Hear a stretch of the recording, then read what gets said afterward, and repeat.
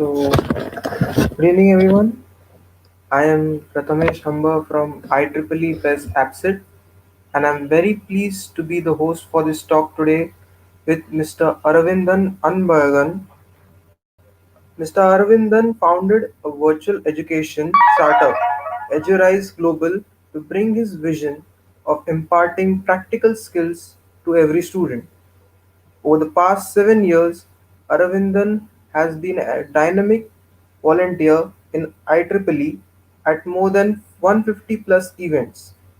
He is a past recipient of the prestigious Richard E. Mervyn Scholarship, MGA Larry K. Wilson Outstanding Asia Pacific Student Volunteer, EAB Meritorious Achievement Award, and many, many more. He has featured in media and delivered talks as a guest speaker at 50 plus institutions. He also gave a TEDx talk on how we can champion our education system through contextual education. Today, he is going to talk about social entrepreneurship. Over to you, sir. Thank you, Pratmesh. That was wonderful.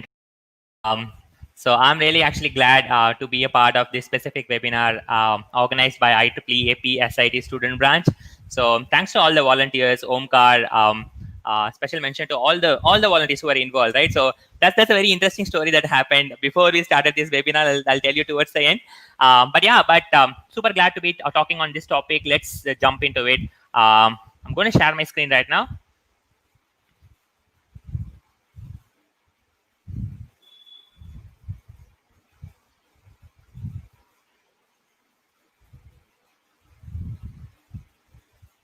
I hope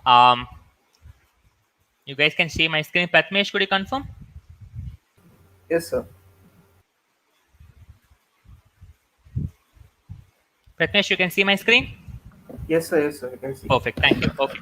So this is my topic for the day, social entrepreneurship, right? I think the way that I look at it, it's a world of possibilities. I have been starting exploring this for only for a few months, but the way that I look at it, social entrepreneurship could be one of the most interesting things, right? I think the way that we started seeing multiple things evolving in the previous decade, right? I think we started seeing startups evolving. We started entrepreneurship blooming up. I think social entrepreneurship is going to be definitely the next big thing because it actually takes you to the world of possibilities. And this world that we live in is also full of possibilities. So when you actually look at the world around you and you think you can contribute to the world in some way, either by doing something, some contribution, I think you become a social entrepreneur. It's all about problem solving, right? So typically if you look at any entrepreneurship, it's all about problem solving. But the way that social entrepreneurship is fundamentally different is on all these factors. So the first one is, of course, the social or around the social causes in general. So let's say you are actually triggered by some social cause and you want to contribute to that, right? And that becomes a social entrepreneurship initiative. And let's say there are so many cultural issues that we have, cultural problems that we have.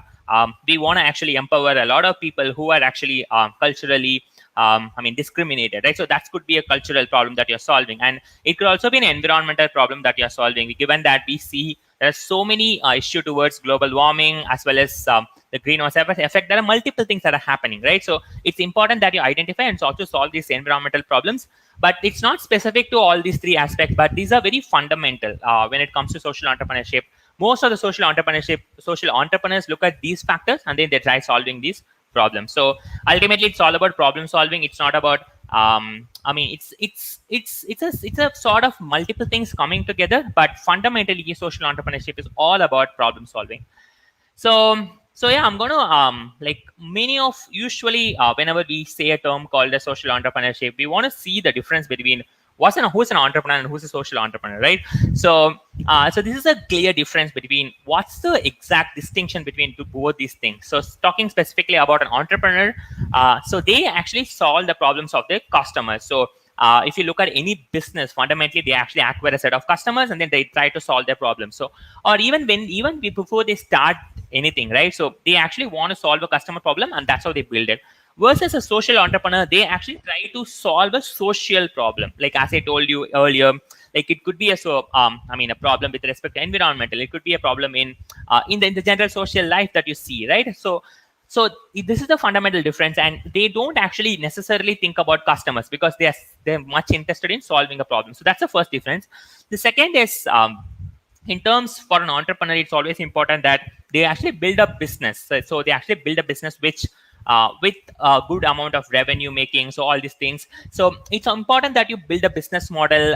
You actually follow a business model canvas and then try creating it, versus a social entrepreneurship is all about creating sustainable solutions. So it could be a solution that you want to pilot at some area and then you want to scale it up. So it's more of creating sustainable solutions. So it's not necessarily about building a business. Yeah.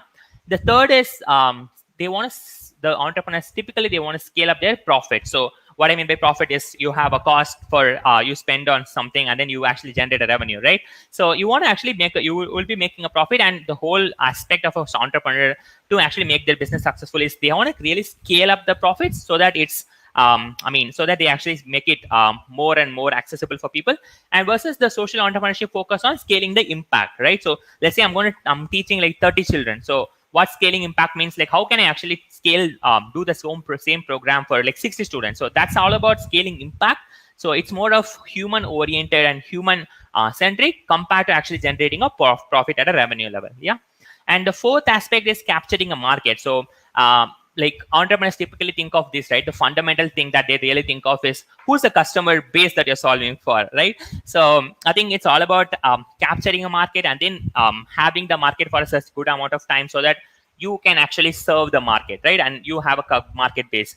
Versus the social entrepreneurship, they actually fill a market gap. Let's say at an education level, I can definitely talk about this. Like let's say a grade 5 student, he do not have a grade level of, let's say like for 5th standard student, right? So then it's all about filling the gap. So they want to actually ensure that all people reach out to some level and not actually taking the people who have already reached to another level, right? So it's all about filling the gap. So that's something that social entrepreneurs focus on.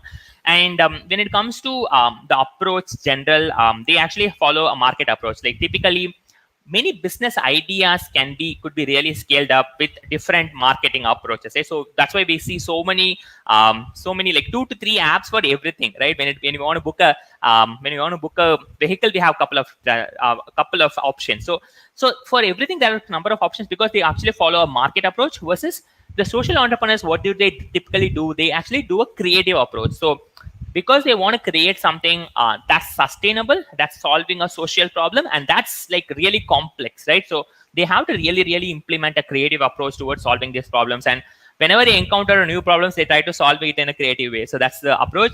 And the business metrics usually typically entrepreneurs look at profit, revenue, like what's the cost of a stock if the company is on a public. Versus social entrepreneurship looks at quantitative as well as qualitative impact metrics. So it's like the important thing that you have to notice is it's not only about the quantitative metrics, right? For example, let's say I'm teaching a student, and it's not only about whether the student is passing a certain grade, right? Versus what kind of impact that through the education of the student we're able to make.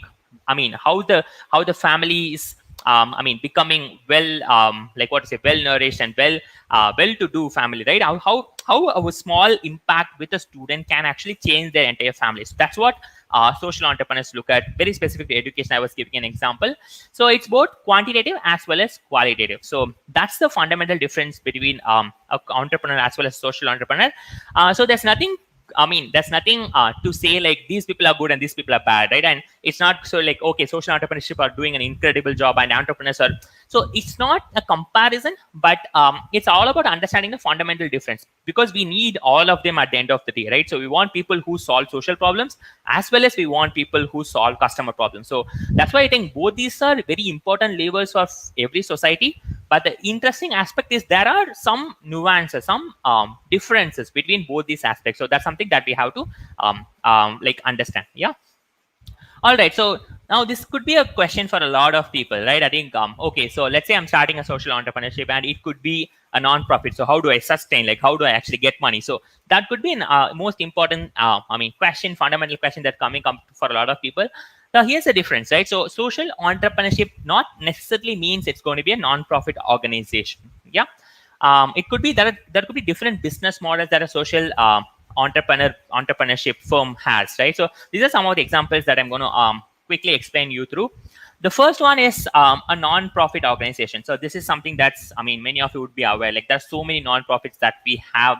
I'm going to quote a couple of them, maybe in the next slide too. And talking specifically, they actually have a different set of registration in terms of legal and aspects, and they also focus on not generating revenue but actually providing impact for people, right? So that's all about non-profit. The second one is a for-profit organization.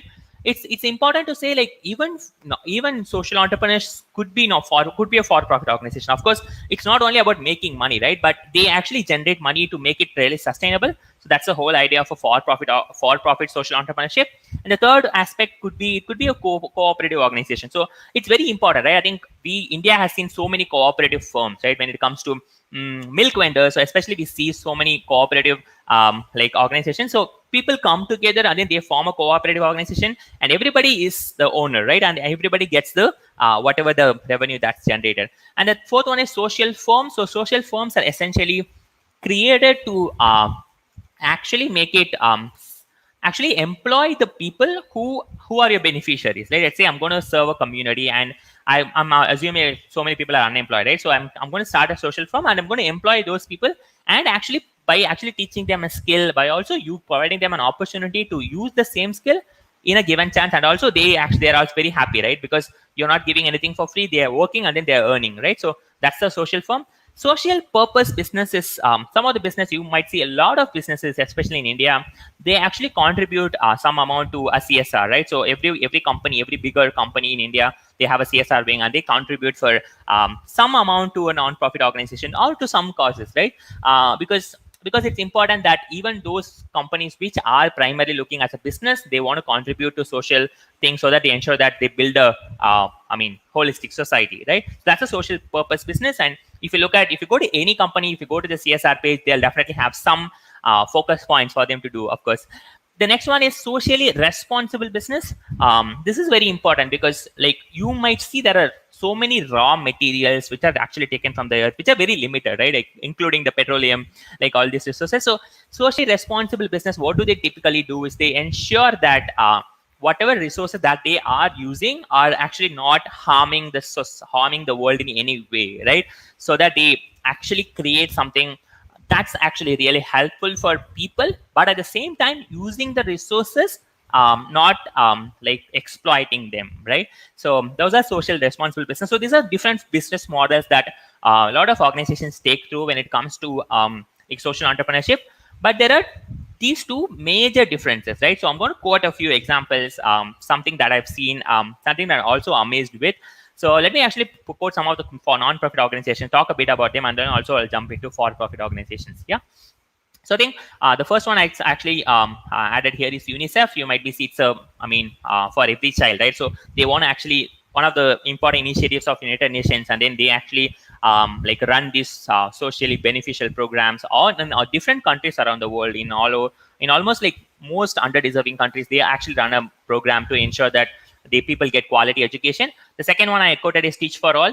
Teach for All is a global organization comprising of around 52 international 52 national organizations which are actually trying to solve problem, including Teach for India. I was actually working with Teach for India for 4 years back. Till May, till actually April 2020. So what do Teach for All do is they actually provide a platform for different entrepreneurs to come and start up their programs called as Teach for in their country, and then they actually support with the funding, they support with the resources. So they're all non-profit organizations. So I think the amount of the scale that they do and the fund that they generate is quite amazing, right? And then they are also doing it in a sustainable way. So that's the most important aspect of a non-profit organization.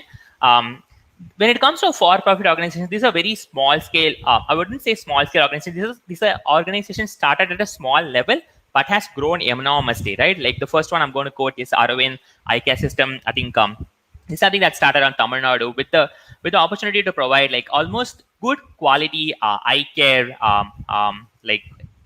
opportunity for a lot of underdeserving people, right? And then they were doing, I think in the earlier days, they were even doing surgeries for 5 rupees, right? So it's the idea that they want to reach out to a lot of like common people, but at the same time they actually charge a little bit amount from them, right? But it's a pure social cost. They actually want, they served a lot of people and a lot of people got benefited from this, right? The second one is Rang Day. I think this is something, it's an organization that was started I think around 10 years back.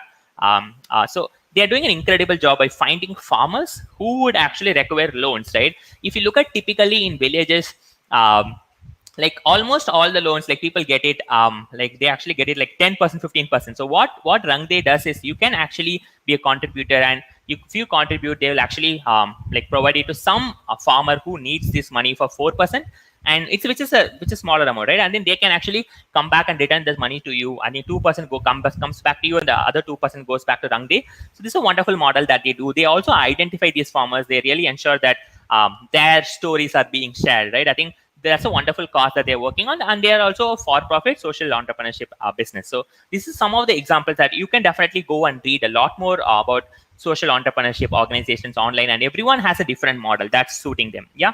So all right. So, okay. So now that you have, you might ask me, like, now that you have actually told me about what is a social entrepreneurship, how do I actually create, what are the problems that I should be solving, what's the difference between entrepreneurship and social entrepreneurship, and what are the different business models that entrepreneurs can implement, and of course, looking at some examples, right? Now, you might be asking me, how do I get started? Okay, so I want to start a social entrepreneurship. Like, how do I get started? So I'm going to share quickly I think 4 steps exactly. You can actually look at these steps, and then maybe you can get started with this idea, right? Because starting up any organization is not quite easy, and it actually requires a lot of effort and a lot of thinking in your mind, and a lot of barriers to be like broken. So I think the fundamental way to get started is find a social issue, right? The number one tip for you is find something that's really, really closer to your heart. I'm really stressing on this point because you will be solving the problem, and you should feel happy at the end of the day. It's not something like, okay, so I saw somebody struggling with it and I'm going to help out to them. No, that's great. But at the same time, what is something that's closer to your heart? Think about your life. Think about what are the experiences that you have gone through as a person, and then actually try to find out the social issue, right? The second, when it comes to impact, also try to choose the social issue which has a lot of impact, right? For example, education or healthcare. Like, these are things that can actually serve a lot of people, and a lot of people actually need them, right? So when you want to actually create maximum impact, like try to identify such social causes. So it could be a very interesting, right? You are also finding something that's closer to your heart, and at the same time you're also trying to create a maximum impact through some of these social issues. Yeah. So that's the first step. I think if you could also think about, I mean, as I'm going to share, you can also start thinking about these problems, right? So that could also be helpful to you. Maybe you can write 3 to 4 of them, and then try to identify one solid one, and then go ahead to the next step. The second one is, okay, now that I have seen, okay, so now education is my like broader problem that I want to solve. But at the same time, it's, you can't solve all the problems in education, right? If you look at it, there are so many differences, right? I think when it comes to the number of teachers for students in a classroom, or the number of exams that the students are going through, the curriculum, that's so many problems that we can actually look at in a broader spectrum of education. But at the same time, here is what's important, right? You have to define the problem in your own way. So because it's going to be helping the given set of people. And what you can definitely do is you can actually do an immersion. So what you can do is you can actually go and talk to those stakeholders, like try to understand what they're coming from, try to understand what really is the deeper problem, right? Try to spend a lot of time on it, try to spend a lot of time with the people, with the beneficiaries who will be actually getting benefited with this problem, and try to narrow it down. So the stakeholders are very important. Like, let's say if it's an education, you can see a number of stakeholders, the school leaders, the teachers, the students, the parents, and of course the community leaders. So there could be different stakeholders. So when you actually spoke to them, when you actually conduct a survey, when you can do an analysis, of course you will have set of problems, and then try narrowing it down to one thing, right? Maybe it could be a skill building, maybe it could be like good parenting skills, like providing good parenting skills for the parents of the students. So like, try to focus on one specific problem, try to define it, and that's how you actually that's how you solve it as well, right? So it's important that you actually look at a bigger problem, then define the problem. Yeah. And this will take a lot of work. Of course, you have to spend like weeks of time towards immersing, but that's all going to be working for you. Yeah. The third one is finding out a creative solution. Like some of the tips here would be like think blue sky. So they always say like whenever we think, we always have this like we actually ask ourselves, what if it won't work? What if it can't happen? Like that's how we usually think, right? So it's always important that you think of a creative solution that can actually like don't actually restrict yourself to say I'm going to only look at these possible things, right? Any idea could be a solution. So think of a blue sky and then try to come up with some ideas. The second tip is also trying to glow global, right? I think if you look at some problem, some country, somebody would have definitely solved it. So also look at the global lens and try to see if somebody would have already solved this problem, can I actually replicate this? Can I actually use their idea, right? And so that's the second thing. And the third is addressing the root cause. So this is very important, right? You cannot solve any problem, especially these are called bigger problems, right? The broader problems, especially the social causes. You can't solve them at a root cause. So you definitely have to go into deeper layers and then try to solve them. So here's the most important thing, right? So you actually when you actually define the problem, you would have actually understood the root cause. So try to solve those root cause. I think that could be really helpful. So the most important thing here is to be creative, come up with some sustainable idea that you definitely want to do, and of course that could be a lot of helpful for the people. Yeah.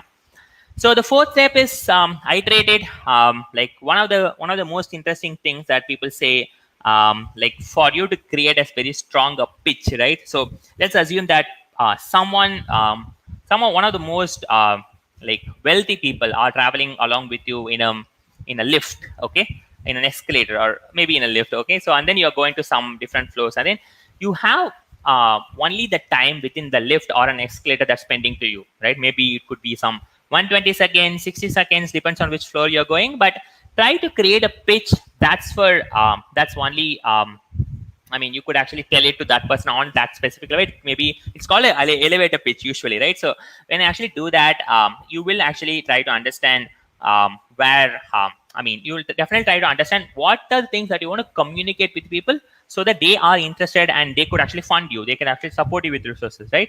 So it's important that you keep on refining it every time so that whatever that you say actually makes a lot of impact. So I'm going to stop at this point because it's very important that you once you identify a problem, you come up with a solution, and also once you create a pitch, you have good amount of clarity. Then the next steps would be, of course, to execute it, get those necessary funding depending on your business model, and try to executing it.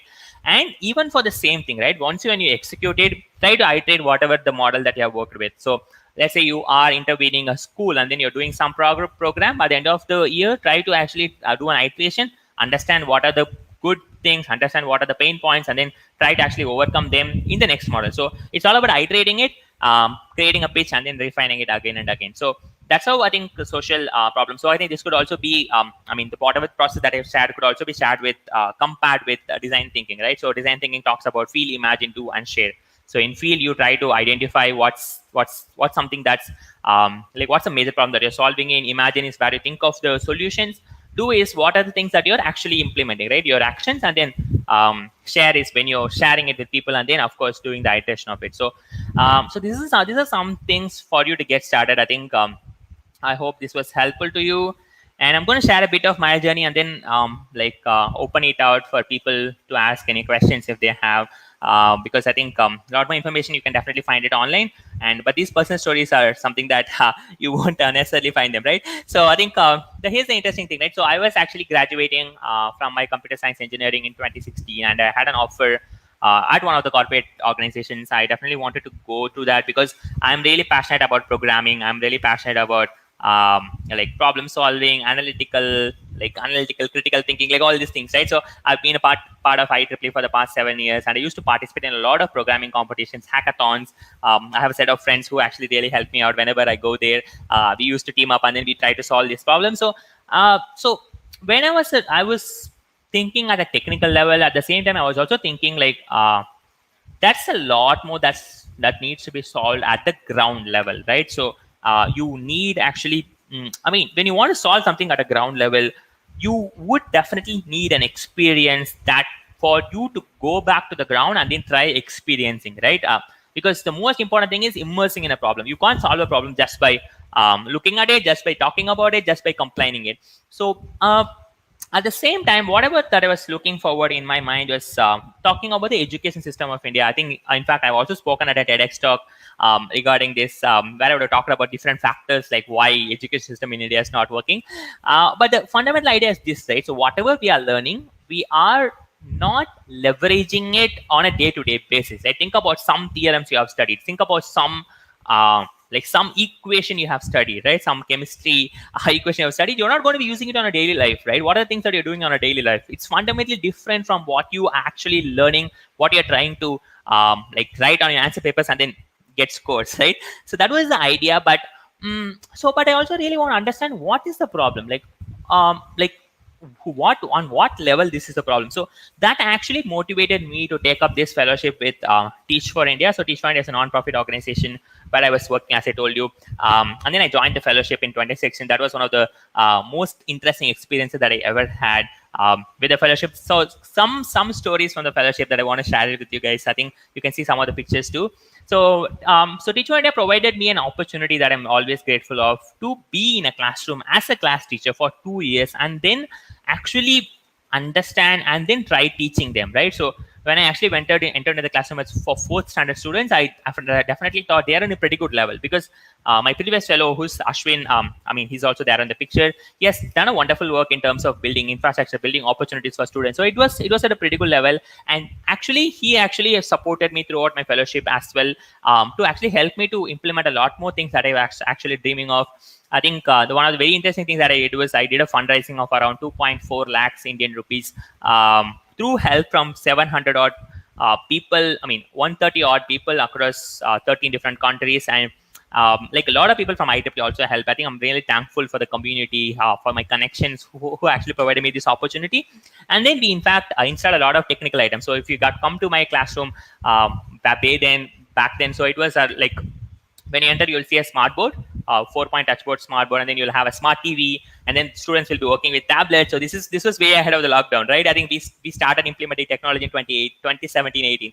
So because we know that it's going to be the potential future, and we want the students not to be actually left out, right? When there's so many people who are actually using their opportunity to actually grow in technology, we definitely don't want the students to miss it. So that's how it happened. And this picture with the slide is very interesting. This is something that I actually collaborated with IEEE, and then I did it, right? So by the time I was leading the student activities committee of IEEE Computer Society India Council. So we were doing this event year to year. So it's called CSIS. I mean, many of you might have heard of it. Many of you might have been to this event. So it's called Computer Society India Symposium. So we were doing a test track on it. I think it was led by some other volunteer who were actually from the host section. I think what we did was I actually collaborated with them, and then I actually took 4 of my students for this specific event. So this was the first flight for the students for this to attend this specific activity, and in fact they have also presented their project. We did a lot of things like during my time at Teach for India, and that motivated me to whatever that I did with fundraising. That also motivated me to work with them, work with Teach for India for a couple of years as a staff member. It was a wonderful learning environment for me to understand about what's non-profit is, what social entrepreneurship is, right? And this is a picture. The other picture that I have is of me getting an award at the IEEE Educational Activities Board award ceremony. Happened in Vancouver, Canada. So I think when I was completed with my fellowship, I think the work of mine got actually nominated for this specific award. And then you could see the IEEE president, the then president, who was standing along with me, along with Ashwin. So Ashwin is my mentor. He traveled all the way along with me to actually receive this award along with me. So it was a wonderful experience actually visiting the place, and also trying to understand the other award winners who are also doing exceptional work, right? So IEEE also helped me in a lot of ways to actually think through of this specific idea. So this is just shorts about my journey. In fact, you can actually visit my website to actually read more about my experiences, right? I have to write a lot of my blogs, but of course, yeah. So, and yeah, this is a creative educational startup idea that I'm working on. Like very interestingly, we kept on evolving, right? We started at the scratch. Around 4 months back, I started working along with this, with a couple of my IEEE juniors, and then this actually slowly evolved, right? I think what we're doing currently, we are doing a lot of technical workshops on regional languages. So in fact, today we had the first session on Adobe Photoshop in Tamil, right? So when I was a student, I used to find it really difficult to learn Photoshop. And today I'm seeing a number of people, like, including professors, including people who work in non-profit coming and learning this specific thing in their local languages. So that's what we're trying to do. The second is we are also writing a lot of articles on global education in Medium blog. So far I've written about um, Bhutan. I've written about Finland, also about the NEP. So this is what we're trying to do. And then third, we're also trying to do some virtual teacher training workshops, helping people to gain mastery in terms of how do they teach. We're also posting a lot of instructional videos on YouTube. You can actually find a link to my YouTube channel if you search EduRise Global, right? So this is the name of it. And then finally, we're also trying to do some social impact activities. I haven't actually thought of it full scale yet, but we will definitely also try to do something that's for helping out people. So what we're trying to do is we're trying to take up some lessons from the basic science, basic social science in 6 standards, 7 standard, and then we are actually trying to make these lessons on YouTube. So far we have done it in English, Tamil, Telugu, with the help of people, with the help of support from other people. And what I'm going to request to you is we also have, these 2 to 3 videos with us.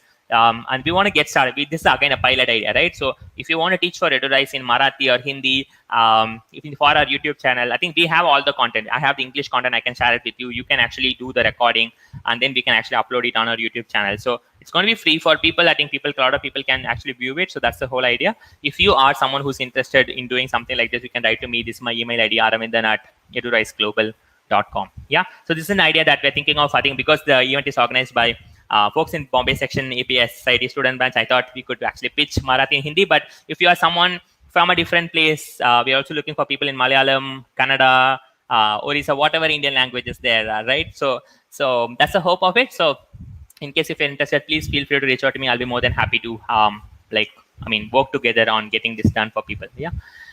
So that's pretty much what I have in place for you. Thank you so much for providing me this opportunity. Thank you so much for engaging with this. I think it's going on YouTube Live, right? So thank you so much for engaging on this. If you have any questions related to social entrepreneurship or IEEE, I'll be more than happy to help. You can actually reach out to me on this email.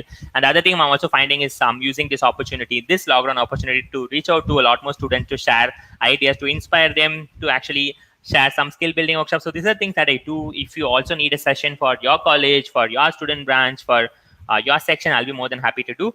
And you could also follow me on Instagram. So this is my Instagram ID, and I'm quite active on Instagram these days, given that we have a lockdown and everything is going virtual, right? So thank you so much once again. I think I'll be happy to answer if there are any questions. I think we have a good amount of time, right? So I'll be happy to answer if there are any questions. Yeah, I'm going to stop sharing my screen.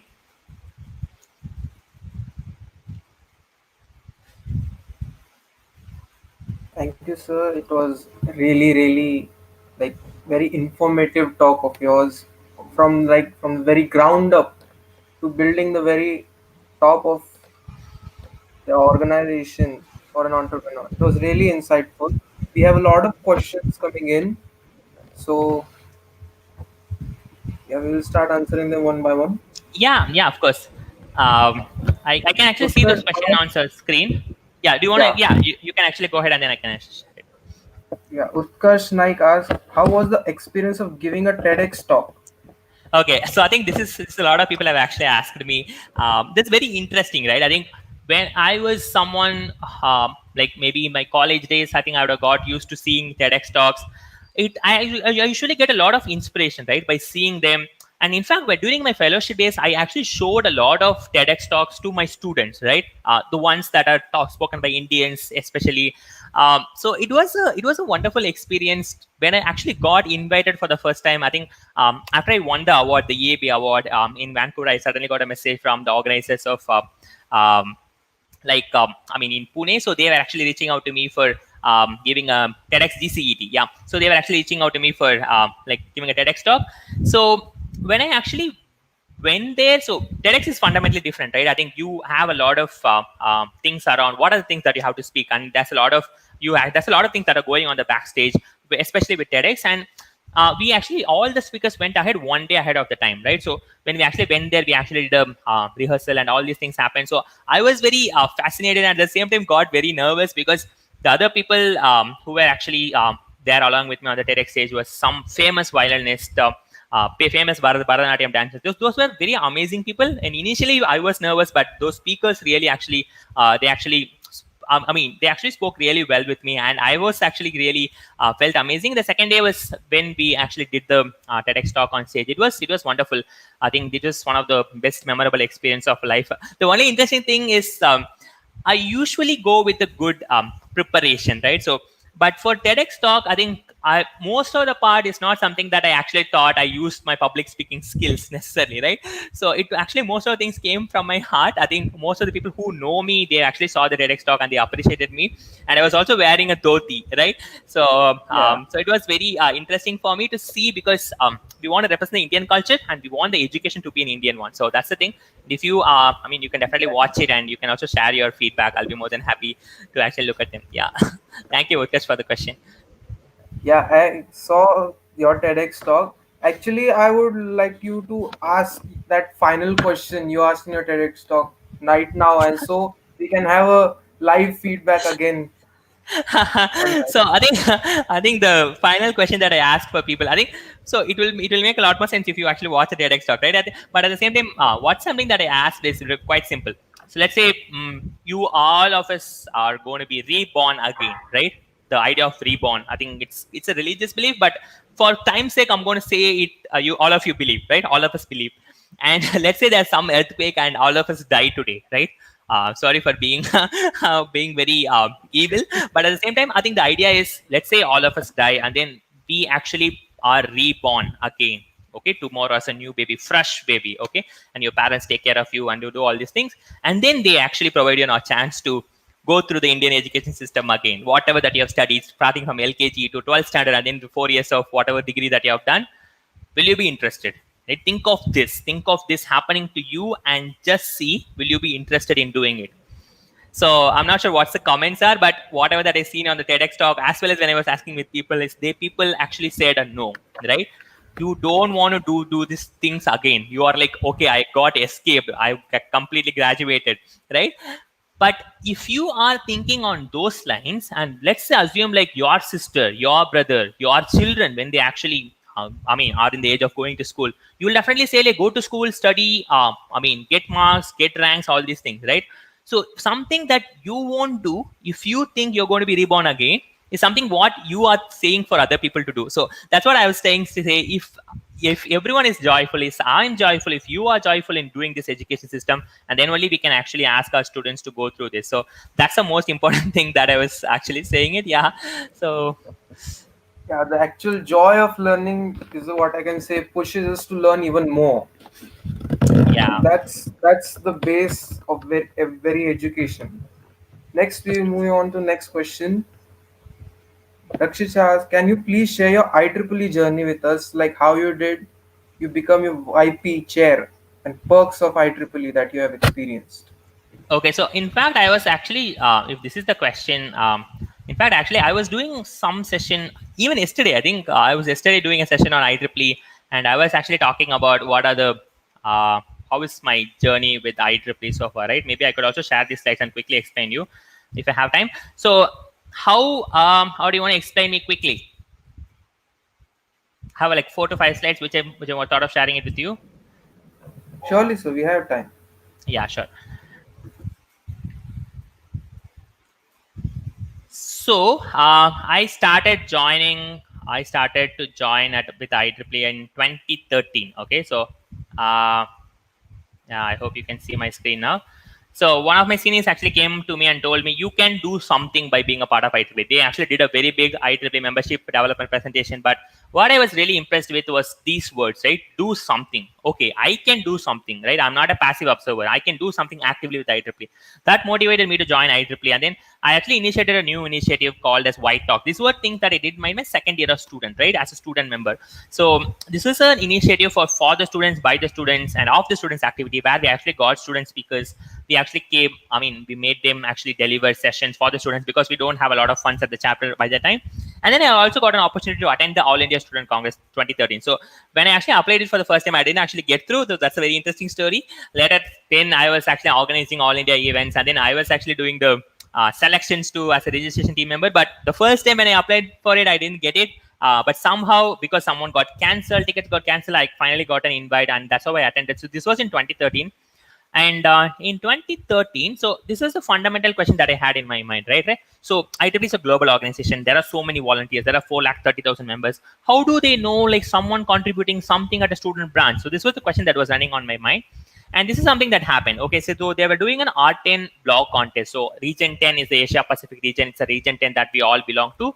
And they were actually doing this competition of a blog. Any member could share their experiences, and it could be it should be made it public, and then you can actually submit an entry. So I was doing a publicity of this. I was actually sharing this across groups. Then I suddenly thought like, why shouldn't I participate, right? By the time I didn't actually written any blogs, so I didn't actually I didn't know how to create a blog, so all these things. So I actually took up 5 hours. So the deadline was around like 12 o'clock. I actually started at 7 o'clock in the evening. I think this was on November 15, if I'm not wrong, of November 15 of 2013. So I started creating the blog, and then I actually published it by 11 o'clock, and then I actually uploaded it for the entry, right? After 45 days, the result of this contest came through. The winner was from Pakistan. So the winner was actually someone who had 3 years of work experience, who has been a student branch chair, who had, written like 6 pages of IEEE experience. They won the first prize of $400. And I was the second person. And apparently I won the second prize of $200 for just writing about IEEE of whatever that I experienced in 3 months, right? But this was something that I created for the first ever time.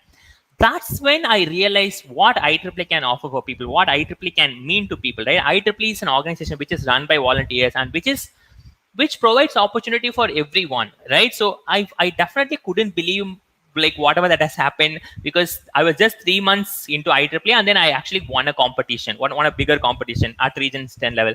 So this was the first section, and this actually motivated me to apply for a lot of opportunities within IEEE and to volunteer, to spend a lot of time. So in 2014-15, I was engaging a lot with Computer Society, IEEE Extreme, and IEEE MATSI. And also the year I actually won the Mervyn Scholarship, which is a student leadership scholarship that's provided to 40 students around the globe over an year. I think, in fact, the October cycle of this scholarship is coming through. You could definitely apply. Go to this website called as computer.org/Mervyn.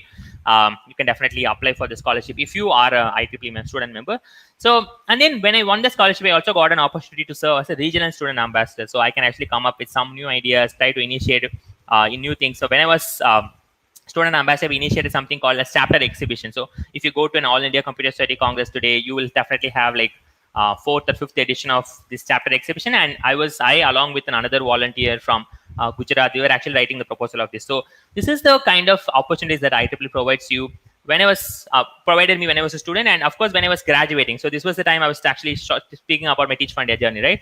And parallelly, I also won the Larry K. Wilson Award, which is provided to one outstanding volunteer in Asia Pacific region. So when I actually won this award, I was the first person from Madras section to receive it. I was super proud because it made my mentors proud. It made everyone in my section proud. So this is a very proud moment as a student. So asking a question of how bigger organization is like IEEE is going to look at my small contributions to win the Larry K. Wilson Award, I think that was a bigger journey in itself, right? So, and then I was sharing about these things. This was during my Teach for India fellowship. Also, I was volunteering with IEEE. Then this was during 2019 when I was actually working with Teach for India as a staff member. I also got an opportunity to volunteer with young professionals, to volunteer with Professional Communication Society. And in fact, Professional Communication Society doesn't have a young professional group till 2019, right? And I went and I spoke to the president. I wrote an email to the president, and then apparently we met at Vancouver. So I spoke to the president and told them, like, we can definitely initiate a young professionals group, right? We have to bring a lot more people on board so that they do things. And then we initiated it. So this was the time when I actually also met the IEEE, both the IEEE presidents. So this was in 2019, and what I really understood from them was so humble, so down to earth they are, and they actually helped me redefine my own idea of professionalism, right? So usually I thought like professionals are the ones who wear sports suit, who were always busy, who looks at mobile phone. These are the perceptions that I also had when I was a student, especially looking at professionals. But the IEEE president is so down to earth, right? So I definitely got to know like so much of what is meant by professionalism through them. So that's the 2019 and 2020. Of course, this is very similar to I've made around like 40 plus sessions virtually, and I also started piloting a new startup. So this is something that I'm doing. And in fact, IEEE is also, I think last week I was speaking to one of the people who are connected with me through IEEE. He actually mentored me on how to do ahead with the startup, right? Whatever that we're doing. So it's all about, I think, getting involved, and it didn't happen in a overtime, right? I think the question was also how did I become YP chair, right? So every section has a YP affinity group, and you could definitely get involved with that.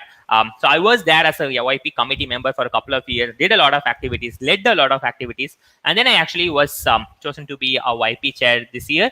I think what I also think is it's the one tip that I always share for people is if you want to achieve in IEEE or if you want to achieve in anything, right? The first tip is always play long, right? Now a lot of people have become the fans of 2020. We definitely want to see things happening quickly, immediately. We definitely want to see the results coming, and of course, I think IPL will be happening right now, right? So we want to see results quite faster. So that's the mentality of all of us. But nothing happens overnight, right? So even those players who are playing in IPL, they have worked for so much amount of time, and that's how they are able to be at this level. So the fundamental idea is play long, like be there on the ground for a longer time.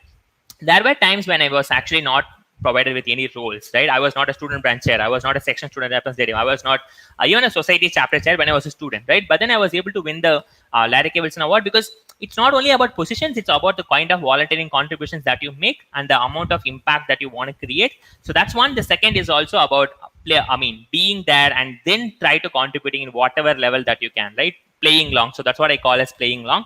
So if you are there for a longer time, you will definitely gain experience. You will definitely feel success. So it's something that you should always remember, right? So it's all, whether it's IEEE, whether it's anywhere, whatever that you do, if you play long, you will definitely succeed. So that's the thing. Great, sir, great. Next is from Simran. Being compassionate is a skill or a mindset for a social entrepreneur? Wonderful question. I think that was a wonderful question, Simran. I think compassion is what I would definitely call as looking at everybody. Empathy and compassion goes back to back, right? So you actually try to include everyone. I'm also a bit of spiritual on the other hand. I actually look at a lot of spiritual videos. So what I try to understand from them is like if you try to include everyone, and then if you start thinking at that level, right, including everyone, not saying like okay, I'm going to serve for this, I'm going to do for this. At that specific point, if you start thinking at it, you will start thinking compassionately, right? You have to include everyone and then you start thinking. So that's what I've tried told you, right? It's definitely a mindset, because whatever that it's the baselines, right? Whatever that you do, it's whether it's going to be helpful for people, whether it's going to be whether it's going to make sense for people is something that you think at a base level, and then you start building on things. So you can definitely learn a skill, master a skill, but being compassionate is something that you do as a human being, right? So I think I would definitely say it as a mindset, and you can definitely start cultivating it. It's not something like you will have it as a born level, like somebody would have gone it at a born level and that's why they are so compassionate. It's not nice like that. When you actually think through your life, right? Even think this moment, right? This moment, where we are in. Today, I have an internet connection. Today, I have electrical connectivity. Today, I have all these things. Today, I have like wonderful host. So that's why I'm able to speak, right? It's not that I am contributing for this. Like so many factors are helping me out in doing whatever that I do, really, right? If you actually feel that, you will actually have a lot more gratitude for the people around you. So I think being compassionate is something that's fundamental, something that is like a mindset. Yeah. Okay, so next is from Radni. Are there fundamental differences in the people who go to work for a social versus not for profit startup? As I told you, Radhini, so the differences would be um, in terms of the business model, right? But the work that people do could be the same thing. Like for example, let's say you work in a social entrepreneurship firm, right? Ultimately, what you will be doing is you're going to be helping out people. You're going to be doing programs that are beneficial for people. Versus non-profit is slightly different. So non-profit, they actually rely a lot on versus I think non-profit rely a lot on donations, try to get funding, grants, like all these things, right? Versus social entrepreneurs, they actually try to build a business model around it so that they also get a revenue. I think if you look at it, like both have their own set of necessary qualities, right?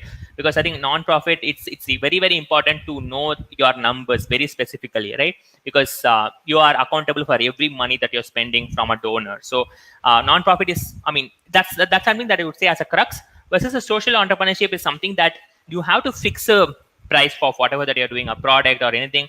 at a nominal level. So you definitely again need a sense of what's happening at the ground, but at the same time you also need to think at a creative, at a business level, to also ensure that the idea is scalable, right? So I'm not sure if I answered you correctly, but I think there are fundamental differences, of course, in terms of your quality, in terms of what you believe as a person. This could also be something that you actually take it up. Yeah, but ultimately it's going to be helping a people. So that's what I would say.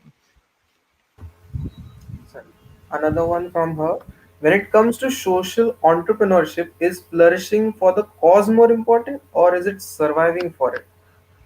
So flourishing more for the cause or surveying for it, I think I'm just looking at survey as to say like spending your entire life dedicated for it, right? I would say it's important to solve the problem, right? Because a lot more people actually look at this as a personal thing, right? Okay, so I have to solve, let's say I'm going to solve the education system in India. Like I shouldn't be thinking it's my personal, it's like this. But at the same time, I mean, I should have that passion towards that, but at the same time it's a problem, right? Like how do you solve a coding challenge? How do you solve a challenge when it comes to like very specific engineering, right? So you can definitely relate to that to a problem as well. You can't actually solve a problem just by thinking about it. You have to take steps. So I think it's important that you actually find out logical steps, find out logical ways that you can actually hold to solve the problem. Flourishing, surviving, I would say, mm, uh, so you have to actually think creatively and then solve the problem. So that's what I would definitely say from my side, because these are problems that has to be solved. And when I mean solved, is a real solve, right? How you solve a math equation, how you solve an engineering problem, you have to solve them. That's the thing. Next is from Mukul. Can you share some of your learnings with EduRise in particular? And Wonderful question, another Mukul. thing, I think yeah, and IEEE in general. Yeah, so I got the question. So I'll talk about IEEE first and then EduRise second, because EduRise is very recent. It's something that I haven't actually reflected a lot. I'm actually doing reflection once in a while, but when it comes to IEEE, like these are things that I would definitely say for people, right? IEEE is a global organization, but anybody can do contribute in any way. It's not something like you kill only some people can contribute. It's like it's an open organization. It's volunteer driven. Every position in IEEE, including the membership geographic activities committee, the global ones, are actually filled by through call for volunteers, of course. So it's important that you actually build a lot of like build some skills, and so you can contribute to IEEE. So that's one. The second is also about playing long. When you actually be a part of committee, try to contribute in whatever way that you can. Don't think about what are things that you can't do, but try to see like what are your strengths and then do that. And the third, I definitely felt that for people, especially to grow in IEEE, right? I would definitely say build one skill each. I think one of the persons whom I actually respect the most in IEEE, Arjun Pillai. So he always says this. So he says like you should always have a T kind of learning curve, right? So you need to understand about different things. Maybe in an IEEE context, I could say this as you need to know graphic design, you need to know content writing, you know, web development. You can do all these things, but at the same time, try to have one deeper sense, right? If you want to learn graphic design, you should be an expert at Photoshop or a Canva. Like that's the thing. If you are a WordPress, if you are a web developer, you have to be really fluent in WordPress, because when you actually build this stronger skill, literally every committee, every event, they always need a web developer. They always need someone who works on design, right? In fact, I'm actually looking for a web developer to work with me on one of those initiatives which I'm doing with IEEE. So it's most important that you build these skills so that you can contribute to IEEE, right? So don't think like what IEEE can give you, but build those skills so that you can contribute, and also use IEEE volunteering as a place to grow your skills too. So that's another thing that I want to share. When it comes to learnings with EduRise, it's very simple, right? Whatever that I'm piloting right now, I think one of the things that I would definitely say is when you start an entrepreneurship, it's quite hard, right? It's super challenging. It's not something that you like something that you try out and then like think of it, right? Because and each and every day you see so many challenges, and especially something that I felt as like a lot more perseverance is what I'm learning. I thought I had a lot of patience, all these things, but when I actually got into this, I definitely understood like there's so many things that we have to do towards actually like building this. I think it has been around 3 months since we're starting doing workshops. I think initially we had very less number of people joining on the workshops, and apparently I think last week we were doing a workshop on ethical hacking in Tamil, and we had a participant from Malaysia, right? So there are also those small moments, but what I think as a major learning for me is you need to persevere a lot when you're in an entrepreneurship. It's not easy at all. And on all the entrepreneurships, you guys deserve a salute because what you're doing is quite amazing. The second is also you need a lot of initiative, right? So when it comes to startup, nobody, I mean, yeah, my team members, they've definitely hear from me, but there's nobody on my top to say like, I'm going to report to them. Like, I'm going to report to myself at the end of the day. So I have to be a lot more like have integrity on my own and be more credible to myself.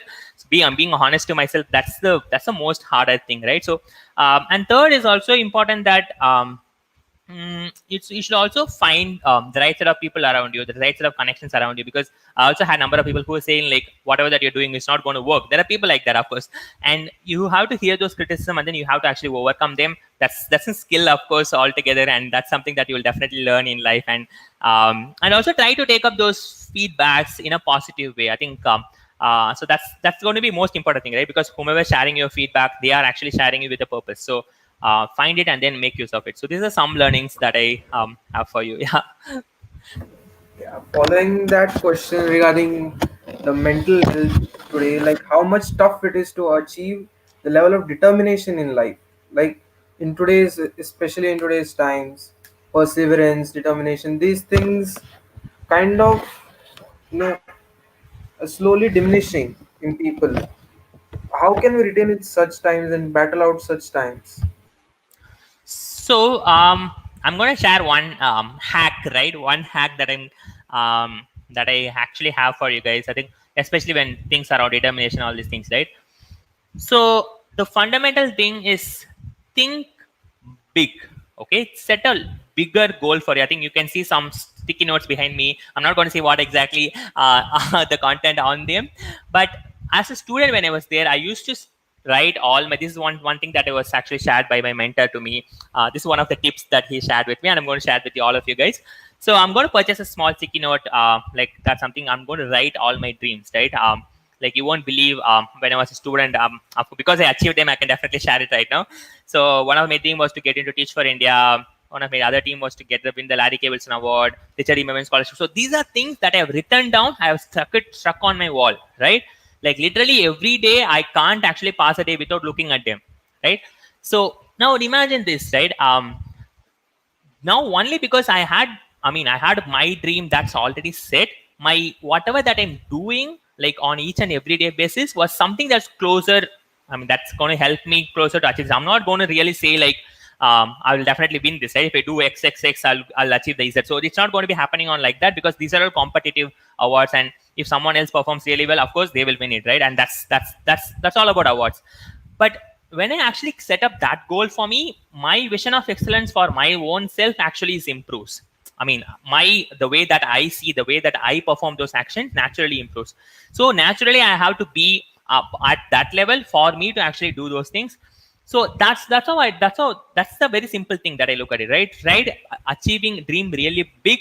Try actually writing it on a sticky note, stick it on your wall. I won't say look at it every day, because you will end up looking at it every day, and naturally you will take some steps towards it, because at the end of the day, all that we are doing, if you look at the social media, right, on our phones, we can't actually stop looking at them like for within even an hour. Our brains are tuned to say like, okay, open Facebook and see what's happening, open Instagram and see what's happening. Similar to that, we have your goal within your mind, so that you actually start thinking about it each and every day, and then you actually try to solve it. This could think like, okay, how am I going to achieve all these things? So I definitely thought in that way, right? The moment when I was in my second year or third year, when I was writing I have to win the Larry Cableson Award, I was like, how will someone who haven't even done anything going to win all these things? But ultimately them happen. So it's all about you setting a big goal, and then you actually make it visible for your own self, and then trying to take those efforts. So that's the thing.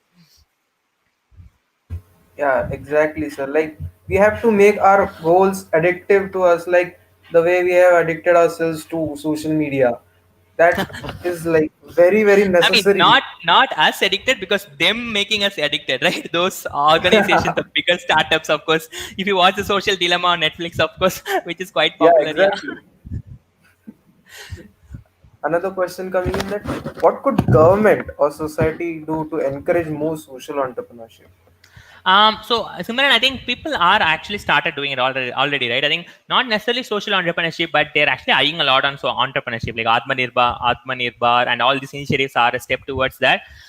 What is something that I'm going to say as something that maybe government or somebody could do, especially society could do, is mm, trying to actually encourage a lot of people to do these things, right? Because it's okay to not earn some salary for an year and then try out all these things, right? Because if you don't try these things now, when you have very less responsibilities in your 20s as a college graduate or someone who's doing at a very early stage, right? It's going to be super hard for you to do after 15 years of experience, when you have a family with you, when you have so much of commitments, when you have so much of EMI to pay. I was just kidding. So then it's going to be super hard, right? I think the perspective of society is very straightforward today. Like, get a good college, go to a good, I mean, starting with the school, right? So get a good score, go to a good college, get a good placement, go do it, settle. No, you are not getting settled. You won't actually feel the happiness if you do those things, and you're missing out the bigger part of life, right?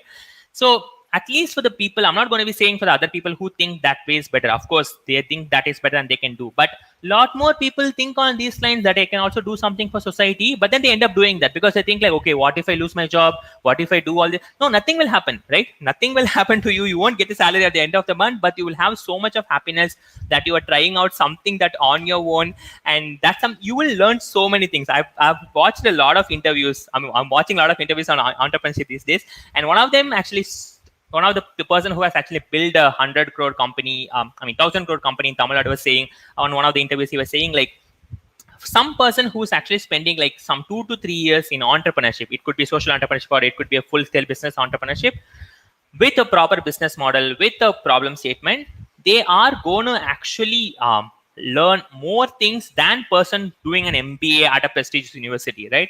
So that's something that really motivated me, because ultimately what you are learning, that's going to add a lot of value to you. Because in startup, in entrepreneurship, things are real, right? If you're not doing some if you're not delivering a quality product, people won't buy it. If you're not making some good sales, people won't do it. If you're not doing good marketing, that things won't happen. So it's real, right? It's not like you try out something and then there's someone coming to you save you. Nobody's going to save you. It's real, it's direct, and that's why it's super exciting. So at least the people who have that intuition within them, especially in India, should start doing those things, because that's when we will also become an empowered nation, right? So when a lot of people start coming up from here and then they start employing people from across the world, then we become an economy that thrives, right? So in terms of all the aspects, in terms of human happiness, in terms of economy, in terms of talent pool, in terms of like creating passionate people, I think entrepreneurship is something that could definitely be motivated.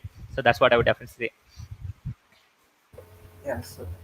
So is it like we have crossed the dedicated slot? It's okay if we continue? Yeah, of course, yeah. Yeah. So, okay, so Oh, Pranav asked I the didn't question. realize time was actually going. Yeah. Yeah, go ahead. Okay, Pranav asked the question, how can social entrepreneurs attract talent when there aren't high salaries or options? I would like to Yes. reframe it a little bit. Like people are today having a lot of a FANG obsession like Facebook, Amazon, Microsoft, and all. But people need to also think about startups. Many a time startups offer better salaries, even if, but how to generate that hype? The big companies have the hype, but startups seem to lack on that. And talent, like it's a human tendency. The more the hype, the more you are attracted to it. So how can startups, attract such talents? So first of all, I think that's an excellent question, right? I think Pranav was bang on with that question. It's very straightforward. It's most challenge, but I'll try answering from my perspective, right, and from my experiences. So the non-profit organizations in India, like at least like some of the top organizations, they are actually trying to be a little bit more competitive with the other environment. Of course, people can't offer these things because this level of scaling that they do, the business, it's much more, right? At the same time, if you look at the amount of like purpose that you see in the work that you do, right? What I mean is, mm, let's say I'm writing content for a business firm, right? Fully focused on business. There's so many business firms, management companies that you really know. You will definitely write it, but at the end of the day, when you finish off the work, you will definitely get a good salary. But what is something that happens at the end of the day is you don't really find purpose in what you're doing. What I mean by purpose is it going to be, is it something that your heart is connected? Of course, you're doing that, you're learning, you're thriving, you're getting a good salary, those things. But what non-profits offer very specifically is to give you that satisfaction, is to give you that thing like, okay, I have done something good for today, right? So that I'm feeling good today feeling is something that you will get when you work for a non-profit. But that's a very good question, I think Pranav was saying. So I'll try to answer it also from the point of a business, right? I think this is also a bigger challenge, like what we're seeing these days, let alone social entrepreneurs. Like people, entrepreneurs are not going to be earning much in the earlier stage. So there are so many stories around how very talented entrepreneurs, they actually scale it up. It's not going to be easy, right? I'm at the baseline, very less people succeed because it's a lot of work and a lot of people don't persevere. So what I'm going to say is, at the same time, let's say you start with a small investment, right? Let's say 5,000 rupees, 10,000 rupees, right? And what you are building is not something that can go on a linear curve, right? What I mean by linear curve is, let's say you are working for a company, you start as an associate, you become a manager, then you become a senior manager. So that could be sort of a linear curve, right? And then your salary goes like 40,000, 60,000, 80,000. So that's how it goes. So I think to some level, right? I think, but the one thing is, you will definitely get salary for every month. That's the aspect of it. But when it comes to entrepreneurship, this is general entrepreneurship, right? You will have an exponential growth. I think all of you would have known what is exponential, especially after seeing the COVID, right? So you will see how the COVID case has grown. When the first case was coming, we were like, okay, this person came in this flight and then he traveled in this bus. So all these things happen. Now there's so many things, right? And the thing is, it actually does like that. The first month you won't have a lot of money. In the 6th month you won't have a lot of money. But when you actually start generating the money, when you actually found a customer base, when you actually try to really solve the problem, when you started learning these things, your growth is exponential. So then you actually you can open up stock options and then give it to people, and then from that point it is. But to do that, it takes a lot of efforts. That's there for sure. What I would definitely encourage people is, look at it in this way, right? Let's say whatever company, dream company that you want to look up to, all these dream companies always have a place for people who failed in entrepreneurship too, right? That's a bigger fact that I realized. Like many companies are trying to hire people who the folks who try to do entrepreneurship on the early stages. This is true because these people definitely have much more understanding of running a larger organization, and these are the people who can make decisions, right? Maybe they haven't actually succeeded at that specific cause. I mean, you would have definitely seen a number of examples, like some movie which was not like they did well in 10 years ago, and when the same movie got released now, you will see so many people actually watching the movie. So it may be also due to time. There are so many reasons why entrepreneurs fail, but what's most important is like giving a try, so that you actually eye for the exponential growth. You don't actually think for the linear curve. So that's the whole thing. Yes, sir. So now one more question: who do you think is Steve Jobs of the social entrepreneurship? Wonderful question. I think because Steve Jobs is, I think, is based out of US. I'm also going to say an example of another person from US, right? So in 2019 June, I had an opportunity to visit Atlanta. Okay, so because I was going for an IEEE conference, and I offered for an IEEE summit of young professionals. So I actually went there, and then what I did was I also saw there's a Teach for America's office. I was working in Teach for India over here, and then I reached out to those folks at Teach for America, to their Facebook page, saying that, okay, I want to come to your office. Is it possible for me to visit? And then they were like, okay, some interns are also coming today. Will be doing uh, a short explanation of what Teach for America is all about, and then we'll actually show them the office around. You can also come and join us. So I was all pumped up. I wore the Teach for India t-shirt, and then I went there. So what happened was, when I actually saw the journey of how Teach for America started. So Teach for America started like 26 years back, 25, 26 years back. And then the same model is being incorporated in 52 countries around the world. And that's the story I was sharing you with Teach for All, right? So what happened was, when this person called as Wendy Kopp, she's the CEO of Teach for America. When she actually was doing her college. She was doing a final year thesis. Okay, the final year, what to say, final year project, very similar to final year project that we do over here. And in that thesis, she was actually writing about this Teach for America dream, right? Getting a lot of youth, young people to go to classroom to serve as full-time teachers for a couple of years, and then they going and doing a lot more things, and then these students also becoming empowered. So it was a wonderful model that was developed by her. And in fact, I also got an opportunity to meet her during my fellowship with Teach for India. When I was in my second year, she was here at Chennai, and she was doing a session for all of us. And we were all actually standing there looking at her, like very similar to Steve Jobs, right? Like for innovation, she was like for social entrepreneurship. She walked all the way back, and then I was we were like super excited to actually see her.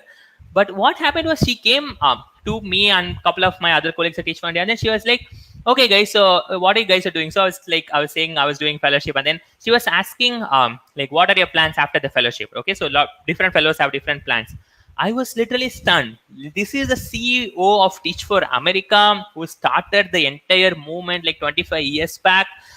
So much of legacy, so much of so much of proud in doing this, right? I think 52 countries, it's now expanded. And now she's coming and asking a fellow, like someone who's doing a fellowship program in India about what is the future plans are. So I think that moment actually was something that I'll always remember, because one, she actually started pretty early. She actually created that model as a student and then lived her life, right? As someone was asking early, surviving that life.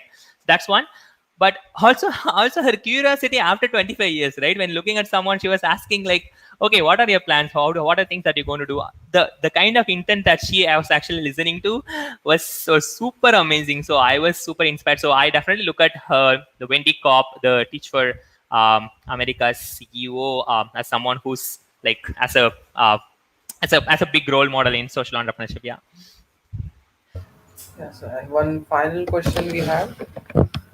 Congratulations on Madras section winning the best section award in terms of membership retention. What goes in the making of a robust section?